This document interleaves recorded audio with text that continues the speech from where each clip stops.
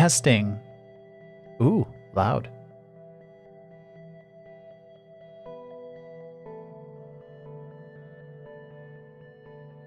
Okay.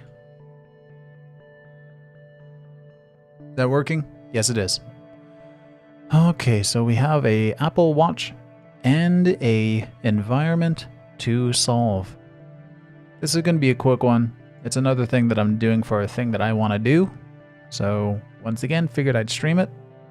It's also simple stuff just to help me warm up, because it's been a while since I've done work. Now let's see, I'm going to separate out these points and we're going to work on the camera first. And we're going to use some constraints, get some orientation. Camera is looking downwards.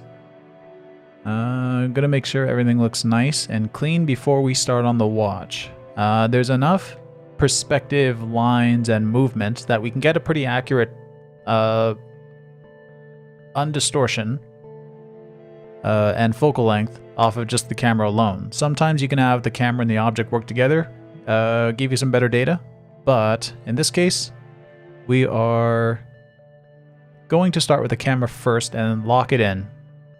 Hello, Roland. Hello, Mike. Hello. I don't know how to say your name. Who's 400 NK? I don't know how to say your first name. I'm sorry. Okay, so let's separate out the points. I'm going to go shot, add moving object, select my watch points, and come over to the left. Object 1. No, I don't want to clone. So we're going to go solver, turn automatic to disabled on, oh, not camera, sorry. On object 1, we're going to disable the solving. We don't want this to do anything yet or affect our main camera. It wouldn't be a big problem, but I just don't want to focus on this yet. So. Oh, I didn't select a few points. My bad. So I'm going to grab these last few lingering points. Right there too. And I'm going to also come over here. Oh, my bad. I have to switch the camera. It's... oh, where are they? Yeah, these points at the start. Just those 4. Cool. Object 1, don't clone. Awesome. So I'm going to hit O on my keyboard, which lets you toggle through your list of objects here, or camera.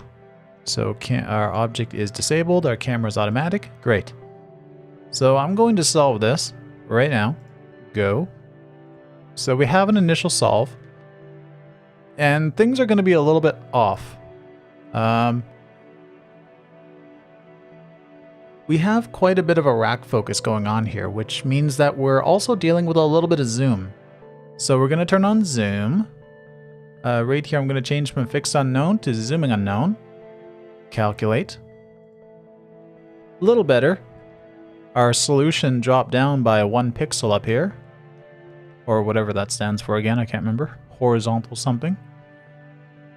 We also want to use some distortion. So I'm going to hit F3 because I like to see it over here. And hit L or lock. Right click, which puts you in pan 2D mode. So you see the red border. Now we can pan and zoom just like you would within the camera view. So F3 and pan 2D. So I'm going to calculate now and see what the distortion does. Oh, I didn't really do it yet. My bad. I'm going to come on. Oh my god. I'm going to come over to this little area right here. Hit more. Because I don't want to do the standard quadratic classic. I'm going to switch over to radial 4th order. And why do I want to do this? Is because I like the option to do this stuff. Also, you can animate it. So if you happen to have stabilization on your camera, you can fake that a little bit. So I'm going to go calculate and Shift G. Great. Now that I have that, let's start orienting this thing and setting up some constraints. So I need this camera to face downwards. Just to kick it off, I am going to roughly orient this into position because I've noticed that if you have a rough orientation in place, Synthesize will obey your locks a lot easier. So hole, rotate.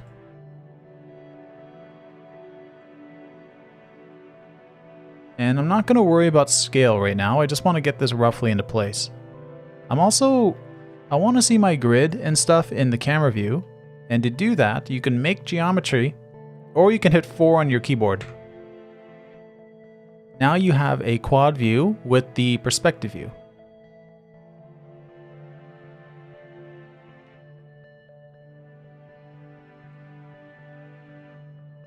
Cool, just something rough. I put the origin right here. I'm going to make this point on the corner my origin. So I'm going to select that point. Oh, I can't select because I have hole set. So I'll grab that. I'm going to go to trackers, seed and lock, change it to lock point or origin. I'm going to go lock. And let's see, this point up top. I'm going to grab this. Alt click to the point at the bottom, and this is going to be a y-axis point, and it's pointing upwards. So I'm gonna tell this point that it is facing positive y. So on seed and lock over here, I can cycle through my y here, and you can see plus, minus. I'm going to set it to positive, to plus. And now what else is there? If I were to solve this right now, what's it going to do? Just to see, Shift G. So you can see it locked the center point in the position. If I solve again, let's see if we can read anything in our log. Please set up orientation constraints. Set up size. Yeah, pre-alignment error and stuff. Like it didn't actually align. It snapped that point, but it didn't rotate anything. So we got to set up some more stuff. I think we can set up a distance to one of these points, and it might trick this y-axis point into aligning. Let's see.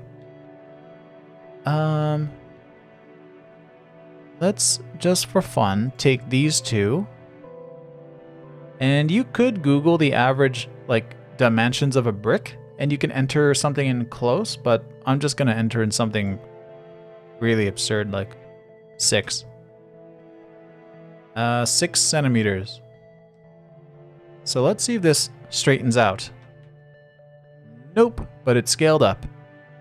And just because, again, I want to see what this does at different steps, I'm going to switch to refine, hit solve. Didn't do anything. It wants constraints. Turn constraint on. Go. Yeah, so it didn't do, it's not satisfied with just this little amount of data. So what I'm going to do is, let's give it x-axis right here on the ground. So I'm going to take this, link it over here, and this point is going to face down my positive x direction. So I'll change it to parallel x and positive x. So you could see here what's going on. Let's go solver, constrain, refine, see what happens. Go. So it did some stuff. Cool. I'm actually surprised that this didn't straighten out yet.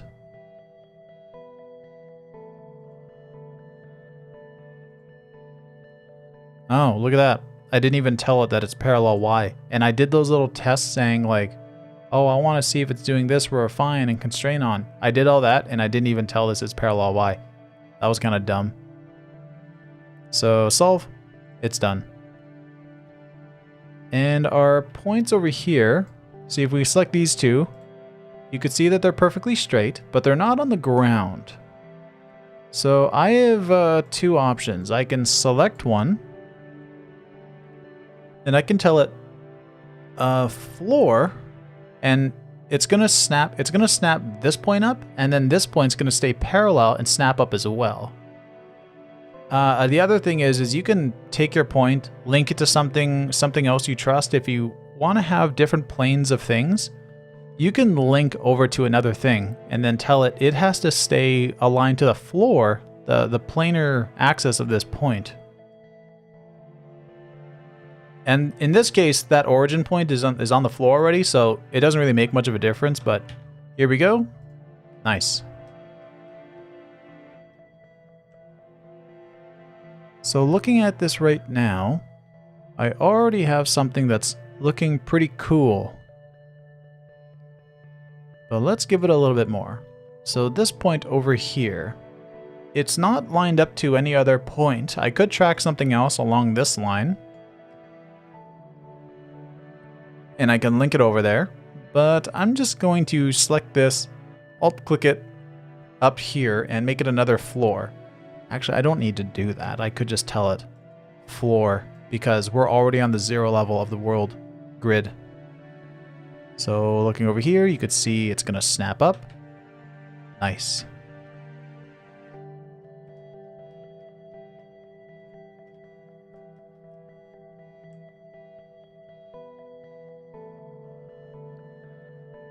So the bricks up here, I tracked some points, like these two right here, on a z-axis. And there's one over at the distance, in the distance here too. So I'm going to take this, link it over, and we'll tell it that it's parallel z. Where is it? There they are. Solve, and they were so close that we can't really tell. And if you want to make sure that these 2 points are on the same surface as this point and our ground, we can take this and we can link it either here or we can link it down at the bottom. I'm going to link it down at the bottom. I like my points to stem off of some, as I don't like them to keep daisy chaining around each other, because then it gets messy. I like to pick a point that's going to be my floor, link everything to that, and just roll with it.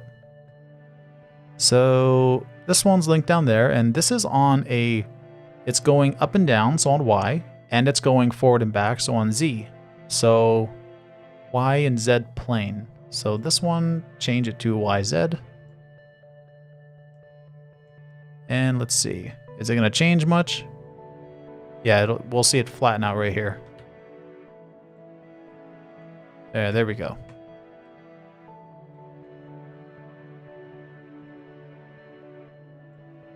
And I like to spread stuff around. Like this point here, maybe I didn't want this because I want to link this one also. But surfaces are kind of imperfect, and I don't want to have error in this point. So I'm actually going to clear this one. Unconstrained, and I'm going to have this one be my only Z.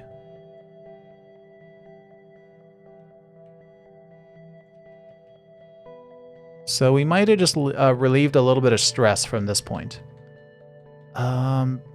This down here, I tracked it parallel to the bricks up to this point. So I'm going to take this, link it up there, and I can tell it Y.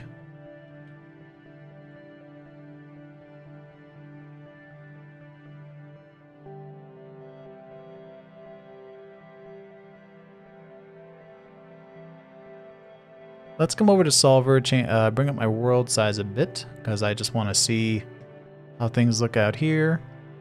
I'm not focusing this area. I just want to focus with the watch. The rest of it I just tracked in case I want to have some kind of effect or some other, I don't know, something out there.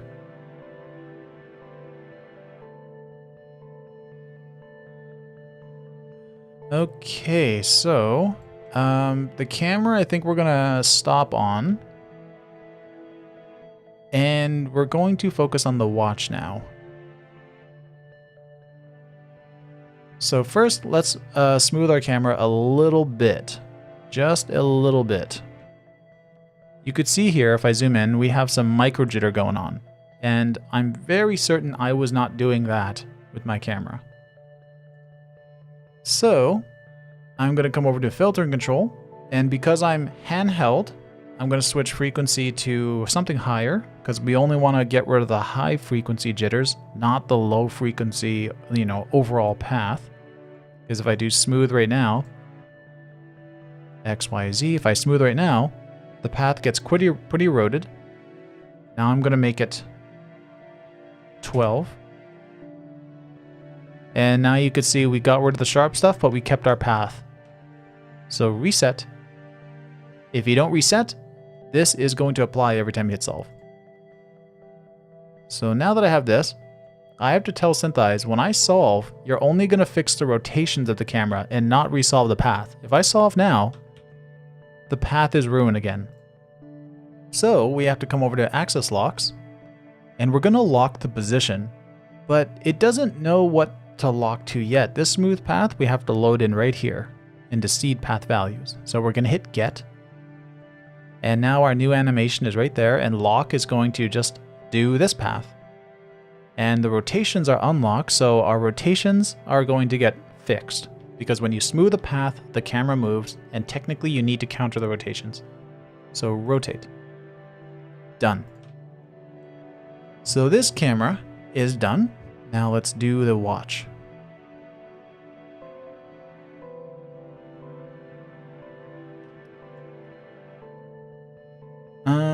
Yes. How is my scale actually?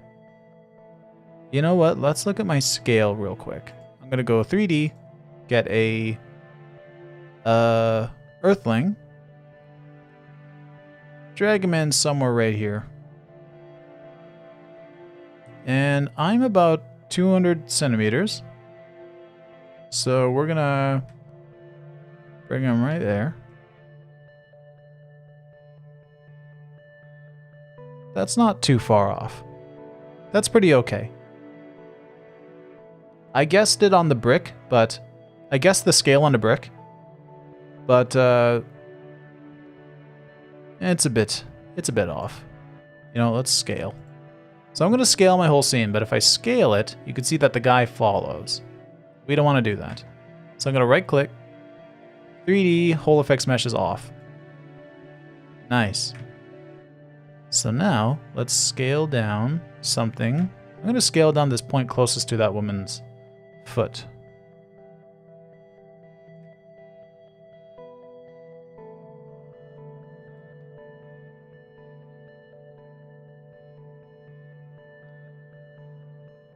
Okay.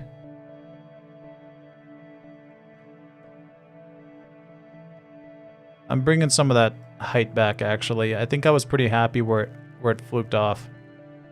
Her knee is bent, so it's kind of tough to gauge.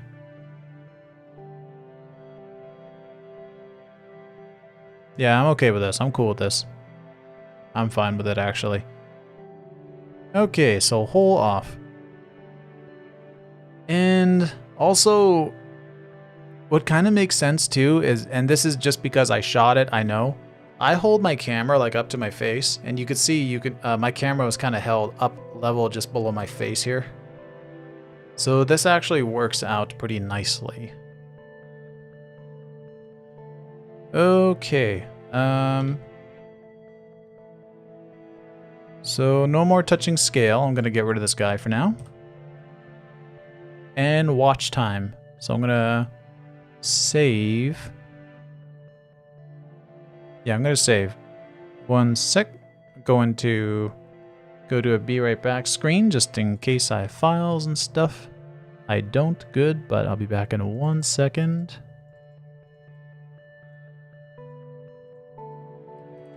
And done. We're back. Okay, so watch time. Actually, one more thing. I didn't refine the zoom. That's something I completely forgot about. So, let's actually turn off the position lock. And we're going to hit F7. Open up the graph editor. And let's look in camera. Camera 1. Solved path. Field of view. And yeah, you see we got kind of a funky zoom curve. So it gets pretty ugly here when it starts to move. And that's fair because we have rolling shutter and stuff. I didn't track a whole lot of points, so it's kind of making some rough guesses with little data. And there's not a whole lot locking it down. So, I'm going to manually clear some of this.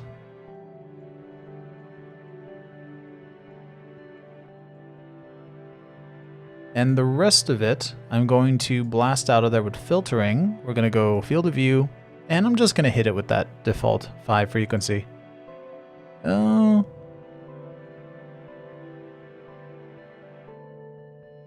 Yeah, the shift is happening when the rack focus happens. Good. There's a little hill here that probably shouldn't be there, but that's fine. And things start changing here. Okay, yeah, sure. Not great. I didn't put a lot of points, but whatever. Here we got a little thing. And let's see right here. I'm gonna get rid of that. Clean this up. Awesome.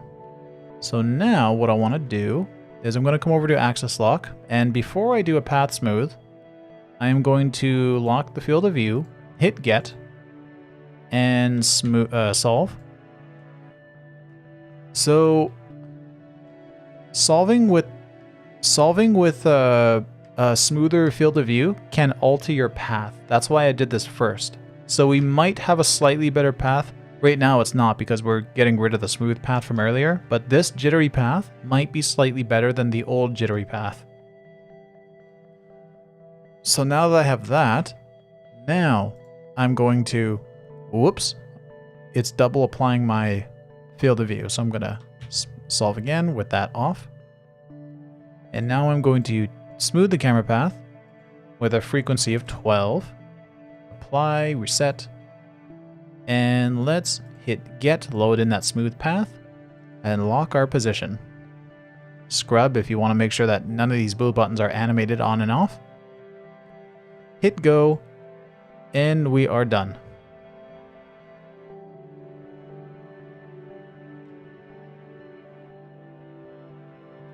Obviously, take more time on your shots if you need to, put more points and stuff, and lock on, stabilize on stuff. I just want to have a watch, basically, so I don't really care about the camera. I just did it for the stream. Now, watch time again. So, something I did in a stream yesterday, I was solving a cat, and when I solved the cat, I realized my camera points were getting crazy.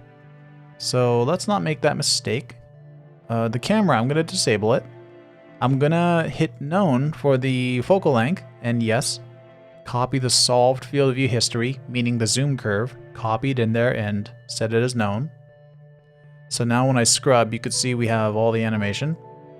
By the way, this focal is actually quite wrong.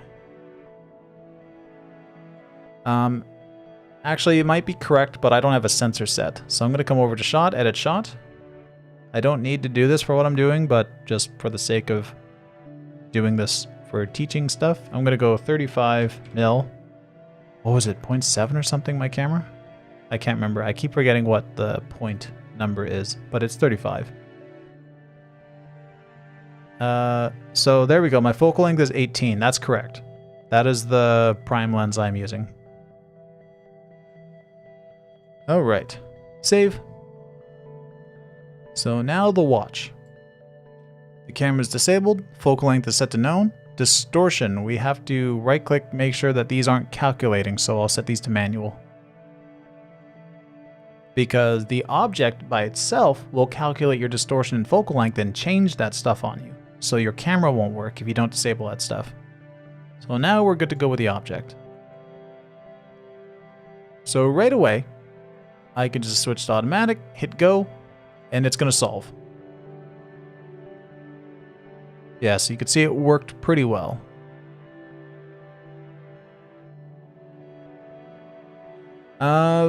So how do we orient this?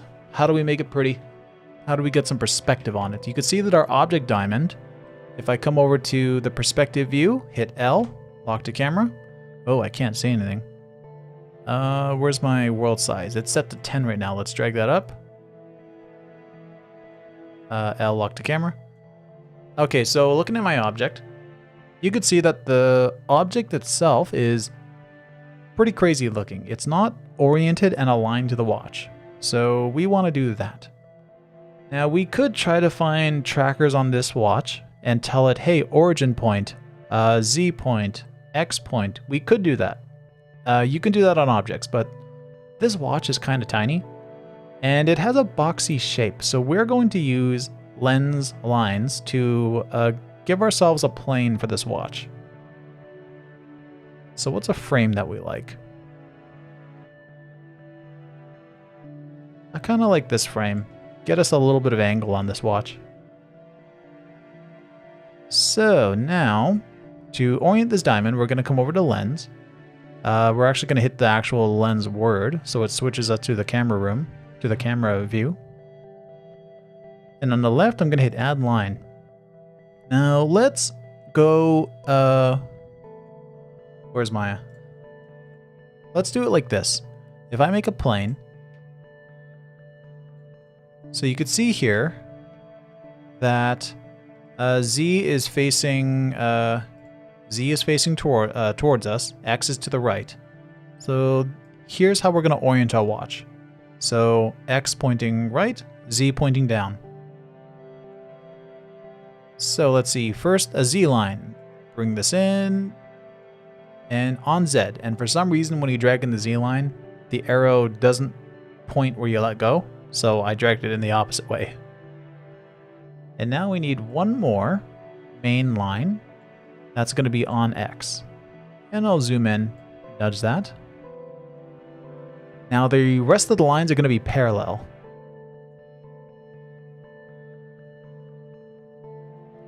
Parallel Z. And parallel X. Now that we have those two things, if you had like a bigger object and you can see some Y lines, don't add a third main line. Synthesize doesn't like it because these two main lines have to intersect, and here's where your origin is going to be, wherever these two main lines intersect. If you have 3 lines, oh, that doesn't quite give you an origin. So yeah, Synthesize will get mad at you. So if you have a bigger object and you have a Y-axis, you can just bring in parallel Ys. Or, you know, whatever axis you end up with, because maybe you used a main Y and a main X. So now that I have these, I'm going to hit align. And since I have a focal and stuff, it didn't change any of that. Is that oriented correctly? Why does that feel funny to me? Oh no, I think it's correct. Okay. Yeah, okay. I got tripped out. I kind of wish that this diamond had like a little, you know, color-coded tips on this diamond so you could see which way is which. So now what I'm going to do is I can make a plane. So if I make a random plane, it's on the floor. But since I made it under the object, if I go to translation, you could see that it has transforms on it. We can right-click and zero this out. See, now it's snapped up to the watch. And I can go rotate, and I can snap on zero out the rotations as well, and now we have a nice oriented plane to the watch. The other way, I'm going to delete that plane. The easier way is under your object, come over here and hit world. Now, the watch itself is now center of the world, and everything else is animating around it. Why would you want this? Because it's easier to make some geo. Oh, interesting. Oh, I forgot. So, see how my object diamond and my plane is moving funky? It's because I scrubbed and I lost the frame that I did lines on. So if you do that, come back to lens, and you should see at the bottom left here, at frame 10, whatever it says. Click that, and now I'm on the frame where I did the alignment. Whoops.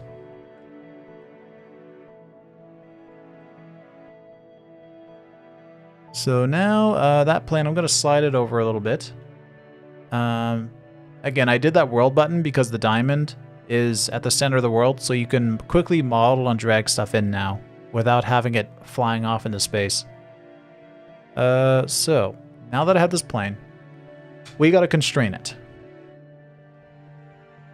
So I'm going to highlight my currently visible trackers, and we're going to project them onto the watch. So to project them, I have a hotkey set, but you would come up to track, drop onto mesh. And now, if we look over in our view, you could see that these points, the depth that they were at on this watch, see, it was pretty crazy where the points are and the diamond is. But I've projected, and you can see that their little coordinates, their seed points are on the mesh. So our solve points are going to snap into that position when we solve. But it's only going to do that if we come to solver, make sure that constraint is on. And usually it's nicer to do this in from seed points. Like if you have LiDAR scans, any geometry from your set, try to use from seed points first and constrain. This might not work. I tested this before I started the stream. So let's see what happens.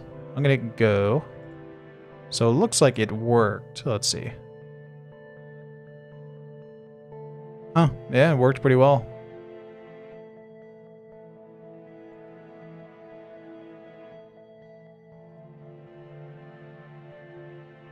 Yeah, looks pretty nice. It didn't look that nice when I tested it before, but yeah, if you have projected points or you've placed stuff on a LiDAR, use from seed points. It just works better.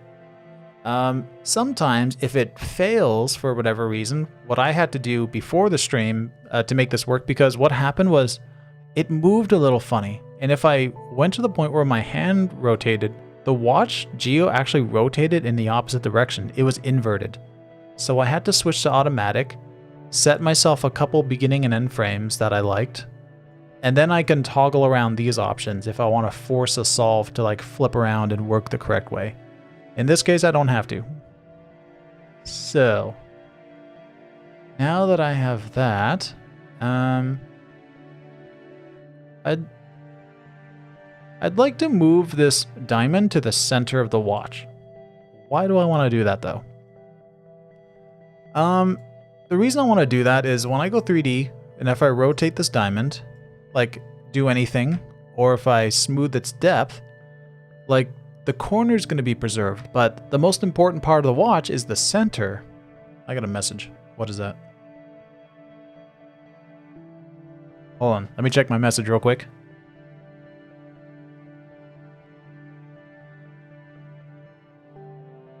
Okay, so I want to move this diamond to the center of the watch. Why do I want to do that? Because, you know, if I do depth smoothing and stuff, it's going to focus, like, making things work in that corner. But, like I just said, I want to focus the center of the screen. So I think if I go F3, and if I go whole, and if I move this now, we're updating the path and the pivot of this object.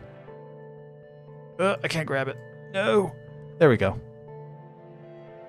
And if I go orbit, I can see that I have moved it over. I could have grabbed it over here too, right? But yeah, anyway, we moved it to the center of the watch. That's a good thing. It's hard to explain why. It's something you'll have to have a feel of for yourself. So now that I got that,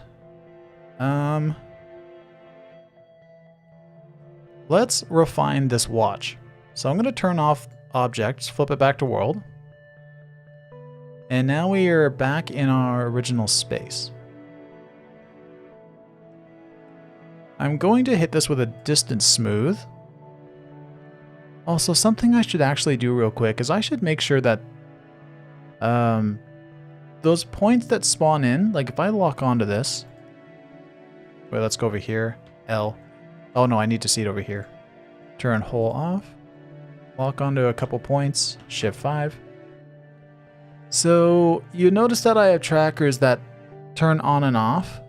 Some points that kind of take over for the beginning. They're pretty crude.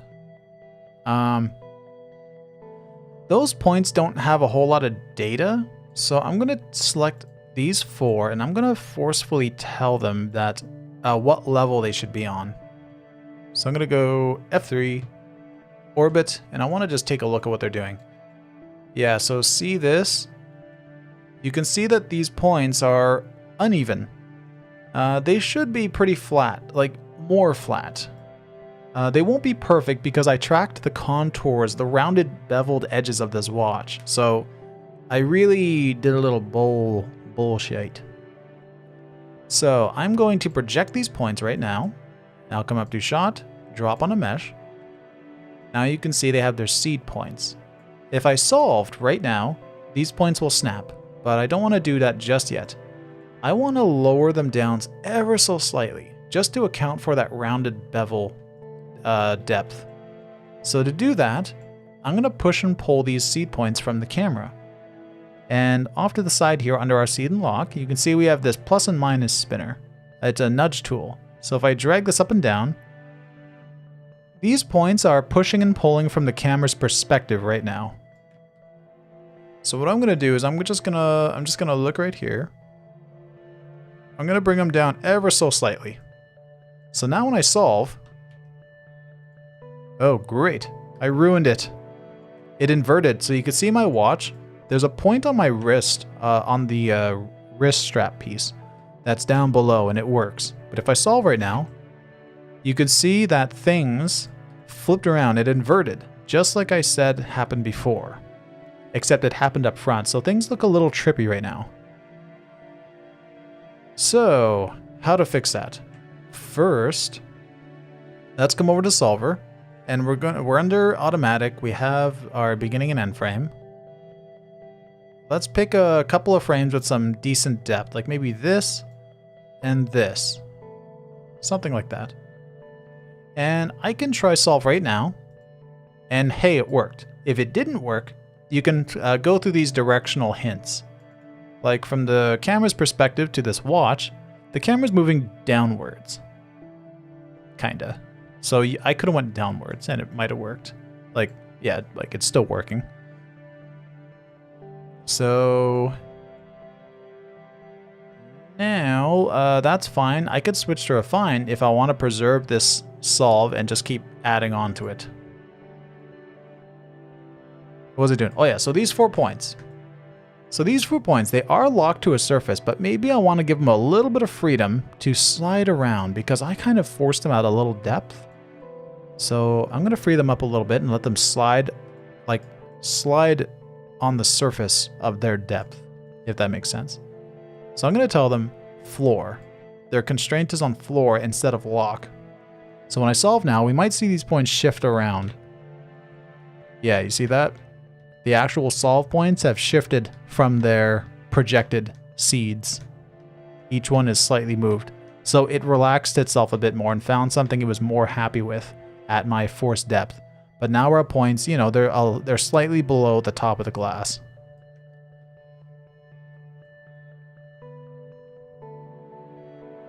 Cool, so this is looking pretty awesome. Something I want to do is I want to add a tracker to help stabilize this a little bit. I'm going to track this ring, whatever Apple calls it. And I'm going to track it as if I'm tracking the center of the disc. I just want something that's going to help me stabilize my animation a little bit. So this isn't meant to be fully accurate, it's just a helping point.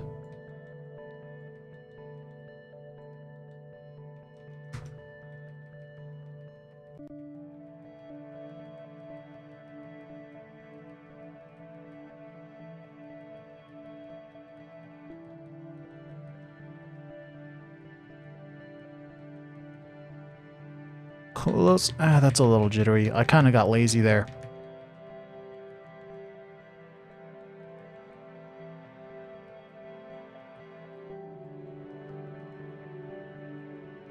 By the way, is anyone annoyed by this music? I made it in like 40 minutes the other day, so I can have something to play and not have to worry about copyright-free Spotify stuff or... Well, that's about it. So I quickly whipped something up. And, I don't know, I like it.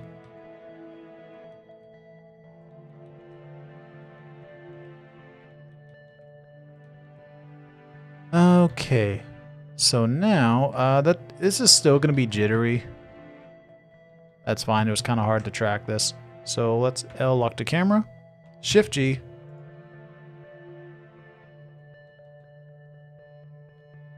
And this looks pretty good.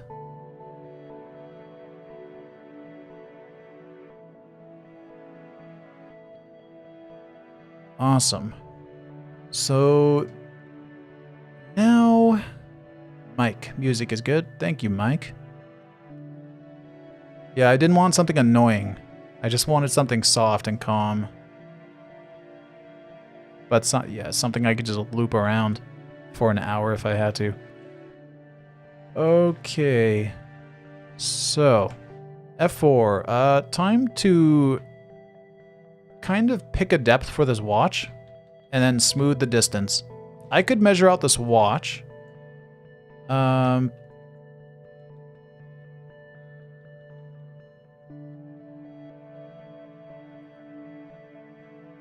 was the easy way to measure out this watch again? I had a way, I don't remember. Like this plane, if I wanted to, I could take this plane and I can go to scale, and here on like this 3 and this Z, this X and Z, this is centimeters. So I could like take the watch, oh, it's 4 centimeters across, okay. And 4 centimeters this way, okay. And then I can go to move and I can push this back and I can translate this down. I can fit the geo like this. And now you can see where the object should be. So I could be like a whole scale and drag this up. And now, you know, we could do that. Turn whole off. There we go. So if you needed a quick way to scale the watch, you could do that. I'm not going to. I don't need to. And I don't want to. I just kind of want to put a graphic or a wireframe on this.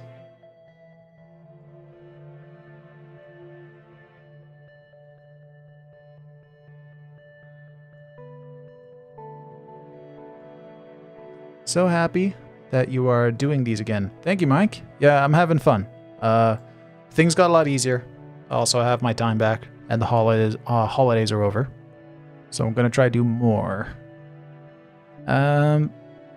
Okay, so now what do we want to do? Coincidentally, the watch went off screen as the camera is also pushing forward, so the watch naturally just floats off into space already.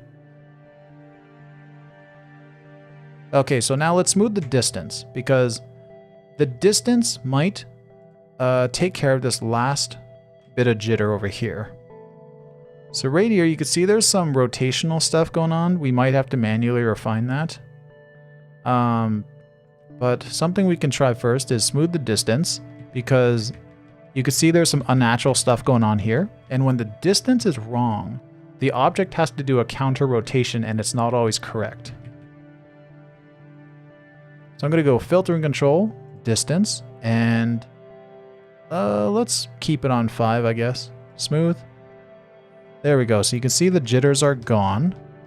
I'll undo and redo here. But now we have to resolve for the rotation. So hit reset, get rid of this stuff so it doesn't reapply. Now refine more distance on the first frame. And I'm going to switch the weight up to 90 so it sticks to my smooth path more. And hit get so that our measurement to the camera per frame is loaded in here.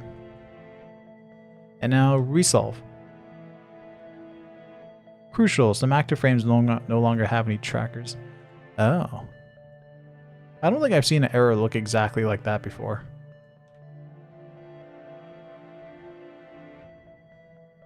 Unsolved frames or advanced. I haven't actually played around with this before yet, so I don't know how to use that.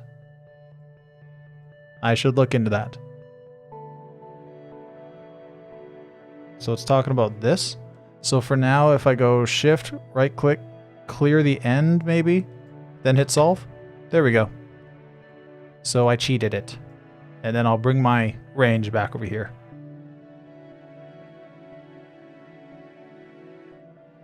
It looks a little better. The rotations look a lot better here.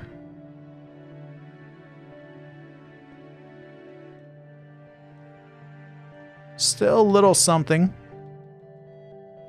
But it's not too bad considering what I just tracked here. So if you really needed to fix that, since my diamond is in the center, something I could do is, let's open up our object, solve path, get our rotations, and we could see our jittery stuff going on right there. I'm going to animate my smooth. Let's scale up that. Oh, let's drag up the magnifying glass, scale that up so we can see it better. I'm going to bring up filtering control. We're going to go rotation, pan, tilt, roll. And right when the jitter starts, somewhere around here, where the noise is kind of starting here.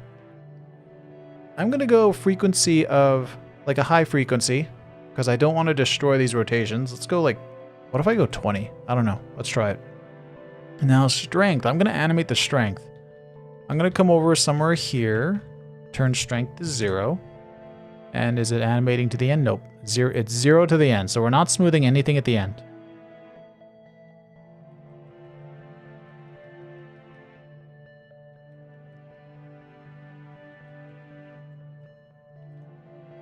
Okay, so we animated our smooth, so it's only going to smooth this part of the graph and not the rest. So let's see what happens. Smooth. See that? I might need to smooth more of that, actually. I don't know. Let's see. It looks pretty clean.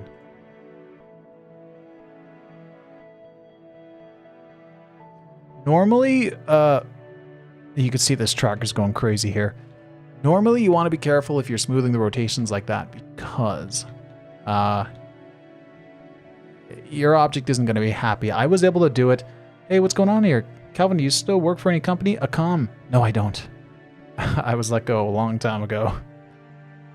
It's funny, a lot of jobs that have been coming back are, everything but tracking because, you can have modelers and matte painters and everybody prepping the environment, prepping the assets and doing everything.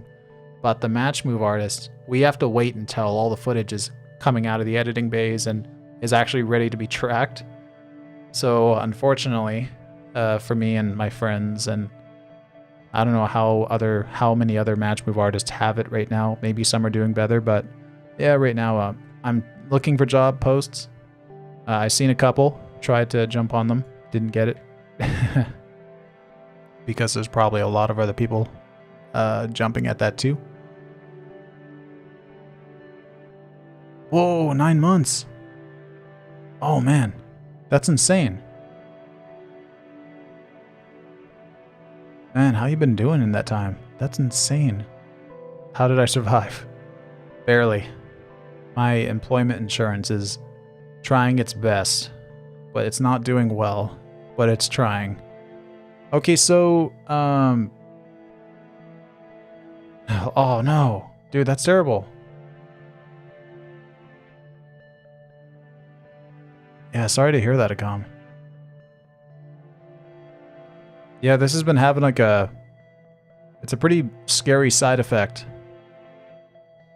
that I wish more people shed light on. I'm not too sure how much longer I'll be able to last too. I'd like to get another job, but if I do that, it's not going to be able to I'm likely not to earn as much as I was earning in the industry, so it won't cover my expenses if I get some other job right now. I'd like to, but it's kind of an awkward spot I've been put in.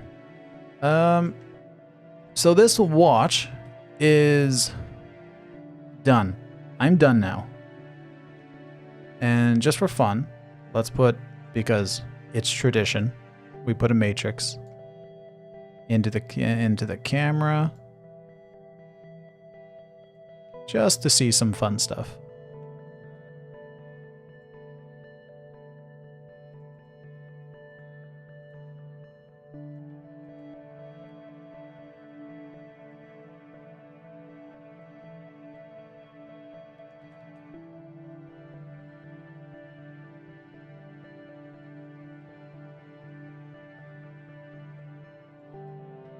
Cool. There's our watch. What do I think about the new release of Synthesize? Any big changes? Anamorphic. Anamorphic is amazing. It works so good. It's so fast. And it's more stable than 3Ds. And I've noticed that at least from what I've been testing. I've been going into the distortion, let's say anamorphic 6 order merge. This 6 order, whatever this means, 3D, synthesizes anamorphic stuff. I find that this works better than 3DE standard. And even when I tried some of the other distortion parameters that 3DE offers, Synthesize gave me a better, tighter solution with this stuff. So that excites me. And it's so fast. It's so fast. It's so fun. Yeah, okay, so anyway, I'm done. If anyone has any questions, that's about it.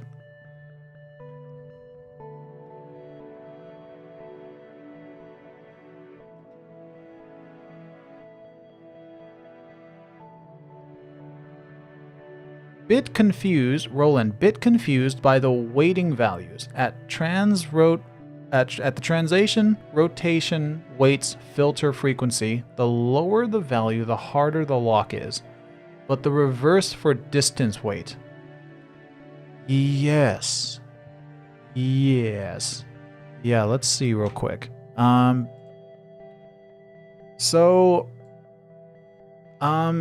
It's not, hold on. Transrot weights filter frequency / filter frequency, lower value, the harder the lock is. Oh, if this is what you mean, Roland, so the way that the weights work in the axis lock is 0 just means off. Like, it just means things are turned off. If I go to 1, weighting is now on, but technically it's very low. So if we go back to, oh, by the way, 0 also means like just listen to the locks. It's a hard lock, 0. 0 is the same as full weighting, 120.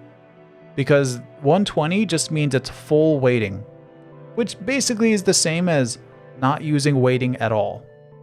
So 120 is full, 60 is half, going down to 1 is almost nothing, but 0 just means that weighting is off. So yeah, the 120 just means stronger weighting. Filtering control. Yeah, higher frequency. Like, I kind of like this, like going high. If this is what you were talking about too, I like frequency going higher because higher just means it's the sharp stuff, the high frequency, like, you know, zzz, right?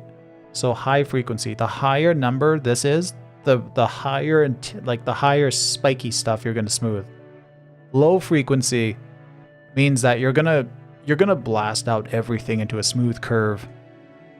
Roland, okay, my bad. I thought the lower is harder. Yeah, I'll honestly, I used to think that for a long time too, because I was very confused about what 0 was. So yeah, I used to think that for a long time. Akam, I would like to see an anamorphic track. Could you make a tutorial? Yeah, so what I'm gonna do an anamorphic stream here soon. I'm doing streams because I'm just getting back into stuff and I'm warming myself up with Synthesize. I'm doing practice shots and kind of building myself my own little reel, I guess. So I'm going to be doing a lot of streams here over the next however while. I just want to get a variety of some cool stuff that I can put graphics on. But anamorphic, I cannot get a hold of good 2x, you know, squeeze factor anamorphic clips. If I look anywhere on stock footage sites, it's all garbage. And I've seen a couple, but they're not good for tracking. And yeah, they're all like 1.3 times squeeze factor or whatever. So what I'm gonna do is I'm gonna film my own regular shot, but I'm going to take and I'm going to create what I'm going to do is I'm going to go to anamorphic and I'm going to recreate some of the more common values, and I'm going to make some messed up looking footage, and I'm going to introduce some randomness because these lenses aren't perfect. And I'm going to simulate, maybe even track an anamorphic plate from a movie, like a really intense anamorphic plate, and I'm gonna copy that distortion onto my footage, because then I can get some pretty good simulated anamorphic footage that's gonna act exactly the same. Yeah, so I am going to do some anamorphic stuff here relatively soon. Thanks for clearing, Roland. Yes, awesome. Thank you, Roland. Okay, I'm gonna creep out now. It's a shame I just screwed up my distortion now for this. I can undo it. All right, awesome. Thank you for watching. Loud music time.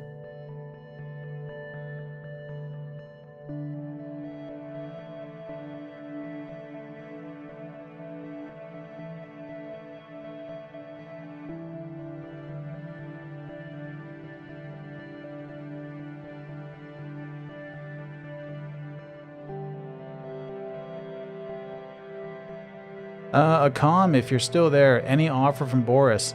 Yeah, if Boris, they offered for me to do the affiliate program thing. So if you looked in the description of all my videos, you can get, was it 15% off on like a Synthize annual license? And of course, it supports me as well. So like, see, I was able to get that going, which is pretty awesome. But yes, that's about it. Oh, offer to make tutorials. Sorry, I didn't read the next message. No, I don't think so. I can't remember. There were some big emails, like long emails. All right, I'm gonna go now.